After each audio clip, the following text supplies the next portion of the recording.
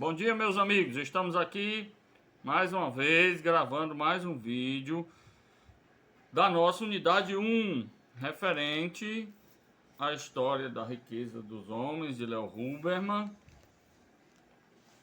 formação socioeconômica geral. Muito bem. Nós estávamos no capítulo 6, né? Falamos aí das grandes corporações de ofício, grandes associações, né, que foram muito poderosas na Idade Média, sobretudo com o fortalecimento das cidades, não foi isso, pessoal?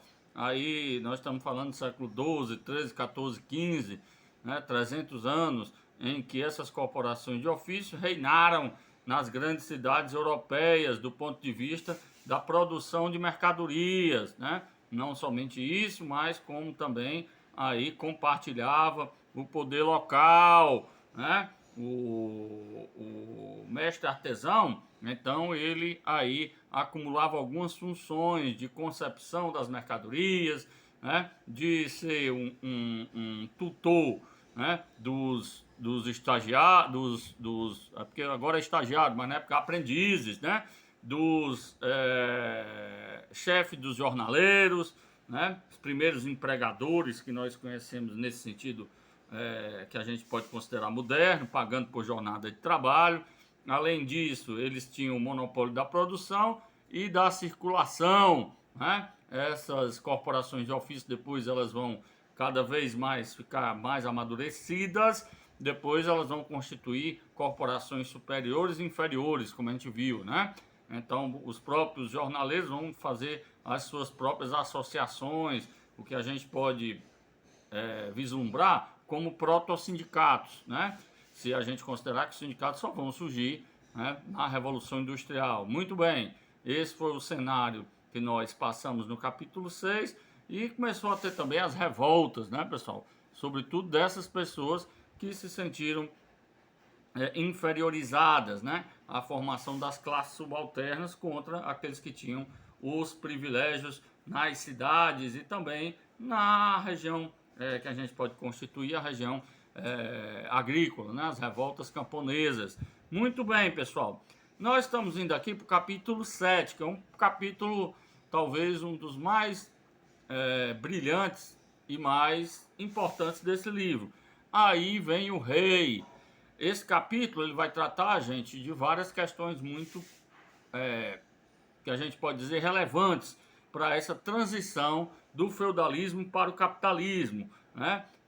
A dificuldade encontrada pelo autor no que se refere à exploração documental para levantar os dados constantes no presente texto, né? Mais uma vez o nosso autor ele vai fazer esse alerta que é difícil levantar uma exploração documental que seja retilínea, porque a Idade Média não foi assim, como nós falamos, né? Ela se caracterizou por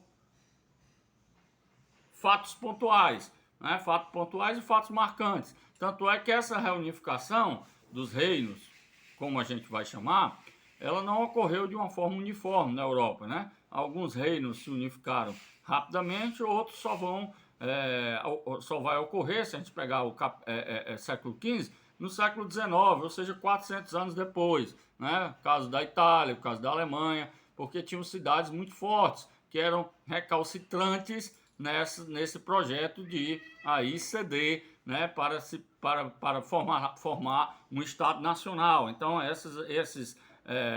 esses lugares, vamos dizer assim, né, esses territórios em que havia essas cidades mais poderosas do ponto de vista econômico, elas vão ser mais renitentes em aceitar um projeto de unificação nacional. Não foi o que aconteceu, por exemplo, na Espanha, em Portugal, na Inglaterra, em que, na própria França, que essa reunificação do Estado Nacional, ela foi aí mais breve, como nós vamos pontuar aqui para vocês, né, pessoal? Bom, o que é que tinha de comum na Idade Média, segundo o autor? Dentre tantas diferenças, né, regionais, o que é que a gente pode pontuar de comum? A língua universal era o latim, século XI, né? A igreja, por exemplo, ela utilizava o latim, né? Tanto nas suas celebrações como nas suas publicações. A própria Bíblia, só existia Bíblia em latim. Quem vai fazer as primeiras traduções da Bíblia é lá na frente o Martim Lutero, como a gente vai mencionar para vocês. Mas a língua era o latim. Nessa época já havia universidade, né, pessoal? As universidades, elas datam aí do século X, né? Então, se a gente pegar esse marco histórico, né, as universidades utilizavam a língua latim, desculpa, né? A religião universal na Europa era o catolicismo, né? Era um ponto comum na Europa toda. Não tinha ainda surgido aí a revolta protestante, né? A reforma. Não havia noção de patriotismo, tal como a encontramos hoje, né? A pátria de chuteiras aqui no Brasil, né? Como dizia lá o Nelson Rodrigues, a unificação das nossas paixões, segundo o grande Nelson Rodrigues, teatrólogo intelectual, era uma dos pontos em comum, era a seleção brasileira. Ainda hoje mas com muito menos, vamos dizer assim, né? Sentido do que era aí na década de 60, 70, né? Em que aí havia uma outra constelação de fatores do ponto de vista aí midiático, né? Há um processo histórico de migração do poder local das cidades do poder local para as cidades e das cidades para a nação, né? Vimos aí que as cidades foram fortalecidas e essas cidades elas vão se unificar e formar nações. Mas por que há esse movimento? Nós vamos falar para vocês, mas já podemos adiantar, sobretudo para se livrar das amarras, né? Aí das últimas amarras do decrépito sistema feudal, certo, pessoal? Se livrar, por exemplo, dos exércitos que agora eram exércitos dos senhores feudais, os antigos senhores feudais, agora convertidos no que a gente hoje chama de milicianos, né? Pessoal que pegava dinheiro aí dos comerciantes, né? Dos cidadãos, né? Então tinha que se livrar disso. O motivo maior da unificação, da reunificação desses estados nacionais foi sobretudo a segurança e sobretudo a segurança da propriedade privada e dos negócios, né, pessoal? No século XV, percebe-se a dinâmica da reunificação das nações, né? O feudalismo deixou a Europa uma verdadeira coxa de retalhos, né? Não é que os países tinham do dia para a noite suprimidos, né, os seus territórios, mas ninguém sabia ao certo onde eram os limites de cada feudo, né? Existia o rei, claro, existia o rei. Só que o rei, ele tinha o quê, né? A função dele era ser um grande senhor feudal, um maior senhor feudal, rivalizando com a igreja, né? Por exemplo, as contendas entre senhores feudais era muitas vezes aí resolvida pelo rei, né? Ou pela igreja, né? Mas o rei, ele não passava de um grande senhor feudal que trazia de roldão uma imensidão de vassalos, né? Aqueles que estavam abaixo do da sua hierarquia. Não era um administrador, né? Não era um chefe de Estado, nem existia Estado, né? Não era um chefe de governo, não tinha essa noção. Isso aí vai começar a se reunificar a partir do século XV. Bom, no século XV percebe-se a dinâmica da unificação das nações. Antes deste fato, observa-se o fortalecimento dos segmentos sociais da classe média entre os séculos X e o século XV, como nós falamos para vocês. Essa classe média, sobretudo, constituída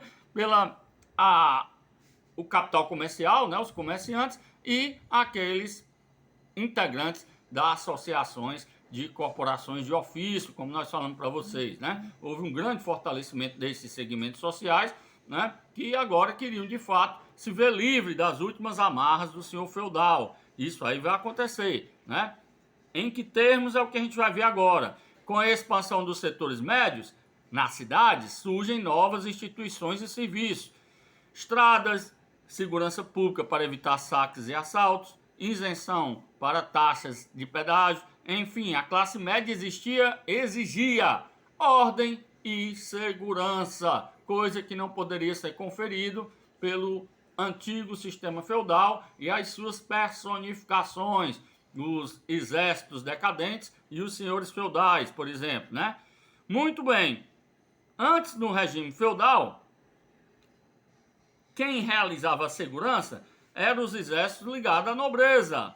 Tão logo esses regimentos tornam-se obsoletos, os soldados se convertem em assaltantes, haja vista que não mais recebiam remuneração. Se o sistema feudal estava desmilinguindo, estava derretendo, né? O senhor feudal mesmo já tinha se convertido numa espécie de fazendeiro, né? De apenas receber um dinheiro pelo aluguel dos seus arrendamentos. Ele não havia necessidade de manter um exército, não é isso, pessoal? Pois muito bem, esse exército então entra em obsolescência, né? Nesse sentido, essas pessoas, né, que compunham esse exército vão se tornar aí verdadeiros milicianos, como a gente hoje chama, né? Então, uma legião de soldados armados que agora vão exigir pagamento para uma suposta aí segurança das cidades. Isso aí incomodou demais, né? Aos negócios, aos proprietários, aos comerciantes. Enfim, havia de ter uma solução para esse problema. Muito bem. Necessitava-se de uma autoridade central, então, no Estado Nacional, um poder supremo que pudesse colocar em ordem o caos feudal. Os velhos senhores não podiam preencher sua função social. Sua época passara. Era chegado o momento oportuno para a emergência de um poder central forte. E quem é que surge ou ressurge? Evidentemente aí a pessoa mais indicada seria o próprio rei, como a gente vai dizer aqui no fragmento da página 71. Se não, vejamos, necessitava de uma autoridade central forte, um Estado nacional, um poder supremo que pudesse colocar em ordem o caos feudal. Os velhos senhores já não podiam preencher sua função social. Sua época passara. Era chegado o momento oportuno para um poder central forte. Na Idade Média, a autoridade do rei existia teoricamente, mas de fato era fraca. Não é isso, meu irmão? Os grandes barões feudais eram praticamente independentes. Seu poderio tinha de ser controlado, e realmente o foi. Os passos dados pela autoridade central para tornar capaz de exercer o poder nacional foram lentos e irregulares. Não se assemelham a uma escada com um degrau sobre o outro, levando firmemente a uma direção definida, mas sim a uma estrada acidentada, com muitas curvas e brechas. O processo não levou 1, 2 ou 50 ou 100 anos, levou séculos. Não é isso, meus amigos? Mas, finalmente, tornou-se realidade. Os estados nacionais, aos poucos, foram aí ressurgindo na Europa, né? Alguns de uma forma mais breve, outros, como a gente falou, né? Aí demoraram mais. O contraponto ao poder dos barões locais veio da aliança do poder econômico das cidades com a realeza, né? Ou seja, os comerciantes vão aí, né? Vão aí se unir ao rei para poder constituir agora uma nova ordem social, uma nova ordem que pudesse conferir aí uma segurança aos negócios. E isso aconteceu de fato, né, pessoal? Em contraponto ao apoio real, os citadinos repassam divisas ao rei. Evidentemente que para a constituição do Estado Nacional há de ter divisas, né? Há de surgir aí todo um aparato burocrático, há de surgir aí as finanças públicas, e para isso tem que ter o quê? Tem que ter uma arrecadação, né? Tem que existir aí fontes de recebimento, e essas fontes de recebimento, esses impostos, vão começar a migrar para o rei. Com isso, o poder real se torna independente financeiramente e não mais dependia do apoio militar dos vassalos, posto que constituíra um exército profissional próprio, preparado exclusivamente para o combate e disposto a absorver as novas tecnologias bélicas, sobretudo o canhão e a pólvora, que agora surgem na Europa como dominantes, né? Como peças aí bélicas dominantes. Então, gente, começa a surgir o que um autor da sociologia, Max Weber, vai dizer como um dos pontos centrais do Estado Nacional, o monopólio, né, da violência legítima, né? Então o rei agora, ele vai constituir esse monopólio da violência legítima, vai criar os seus próprios exércitos, deixando para trás aqueles exércitos decrépitos dos senhores feudais. Por seu turno, o numerário repassado pelo capital comercial urbano se convertia em proteção em face das investidas dos barões decrépitos do sistema feudal, né? Agora, com a constituição de exércitos profissionais, vai haver uma segurança independente para os comerciantes, não vai mais precisar daquela suposta segurança conferida pelos milicianos de então, né? Os exércitos decrépitos dos barões. Pois muito bem, no século XV, a instituição da arrecadação nacional de impostos com pagamento em moeda monetária, né, pessoal? Emerge também a sofisticação das regras comerciais, normativos, moedas e medidas em amplitude nacional. Aí um processo de racionalização, né, do Estado Nacional, um processo de burocratização, sem o qual seria impossível surgir o capitalismo, né? Uma das condições para que o capitalismo surja é, sobretudo, a emergência desse racionalismo, dessa racionalização, né, dos processos sociais, de um direito próprio, de um direito comercial, de uma contabilidade, de uma moeda que tem a circulação, né, nacional, depois vai ser continental, né, e medidas, por exemplo, um instituto de pesos e medidas que fosse também universal, que fosse aceito por todos, né? Todas essas medidas vão sendo tomadas aos poucos, né? Nasce também, evidentemente, uma instituição de arrecadação pública, que não vai mais receber, gente, como a gente mencionou nos capítulos anteriores, pagamento, por exemplo, em galinha, em produção agrícola. Agora, a arrecadação tem que ser em quê? Em moeda de curso corrente, né, pessoal?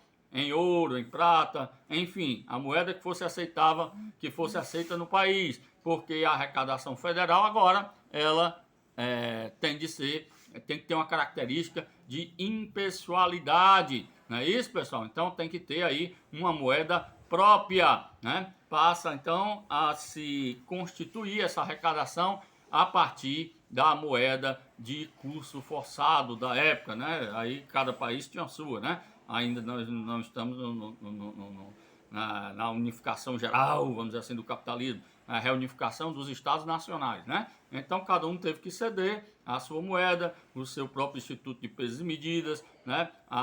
Os seus normativos, para quê? Para que possa surgir aí uma nação, né? Para que possa surgir um Estado nacional. A expansão do comércio e da indústria favorecia os cofres reais. Todavia, as corporações de ofício passam a representar o gargalo para a expansão das manufaturas. E por quê? Né, pessoal? Aqui na página 74, 75, a gente tem essa explicação. Por que aquelas corporações de ofício que a gente falou na aula passada, elas representavam aqui um impedimento à ampliação da produção. Veja só, uma lei de muito maior alcance, aprovada pelo rei da França, mostra o crescente poder monarca naquele país. Carlos, pela graça de Deus, rei da França, depois de demorada deliberação de nosso grande conselho, ordena que em nossa dita cidade de Paris não haverá doravante mestre de ofício ou comunidade de qualquer tipo, mas desejamos e ordenamos que em todo ofício serão escolhidos pelo nosso perboste certos elementos antigos do dito ofício e que, portanto, estão proibidos de realizar qualquer reunião como associação de ofício ou outras, a menos que tenham o nosso consentimento, permissão e licença, ou consentimento de nosso preboste, sob pena de serem tratados como rebeldes e desobedientes de nós e de nossa coroa da França, e de perda de direitos e possessões. Mas por que a realeza estava aqui em confronto né, em rota de colisão com as corporações de ofício. É fácil explicar, né, pessoal? Porque agora, com a arrecadação federal, né, uma arrecadação que a gente pode dizer estatal, né, o desiderato, né, do rei das finanças é a expansão dos impostos, né? Para expandir os impostos, tem que expandir também a produção, né? E nós falamos lá na aula passada, certo? Que essa produção era limitada, lembram, né? Pelas corporações de ofício, eles limitavam a produção para garantir o quê? Garantir lucros, sob a justificativa do preço justo e da qualidade dos produtos. A gente viu que não era bem assim, era para garantir os lucros, eles sabiam que produzindo mais, então, pela lógica da demanda e da oferta, se tem mais produto, o preço cai. Se o preço cai, eles iam perder. Eles ainda estavam com essa concepção aí arcaica, né, levada adiante. Agora não havia mais espaço para isso. Com a instituição do Estado Nacional, tinha que haver o quê? A ampliação da produção. Os reis, eles queriam agora uma balança comercial favorável. Para eu ter uma balança comercial favorável, eu tenho que vender mais para o exterior do que eu compro. Ou seja, as exportações têm que ser superiores à importação.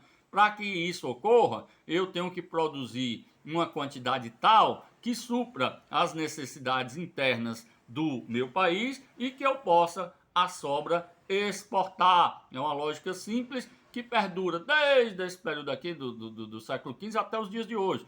Né? Todos os países têm esse desiderato de ter uma balança comercial favorável. E com a ideia e a perspectiva das corporações de ofício, isso ficava muito difícil. Então começa a haver aí esses entrechoques entre, né, os novos produtores que estão a emergir e a realeza contra essas corporações de ofício que agora se tornam obsoletas. A gente vai ficar por aqui, pessoal, já está se estendendo muito, tá cheio de bicho aqui perto de mim, cachorro, gato. Um abraço, bom final de semana a todos, felicidade, hein?